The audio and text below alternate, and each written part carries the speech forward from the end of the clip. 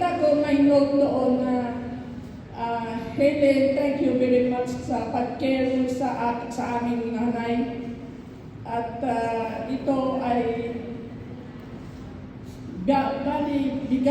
bigay namin sa iyo sa ilang buwan na pagsakripisyo mo sa aking nanay. So, yung mas kami sa akin ay doble ang binalik ni Lord. At saka, ang laki na papasalamat ko na so, ganun lang siguro yung mga nangyari na yung pagbabaya ko sa gawain ni El Shaddai. Kasi dati ako, nasumpungan ko ang El Shaddai noong 1996 sa Taiwan. Ako ay isang aktibo na member ng El Shaddai na nagawa, nagkana ako sa workers ako doon.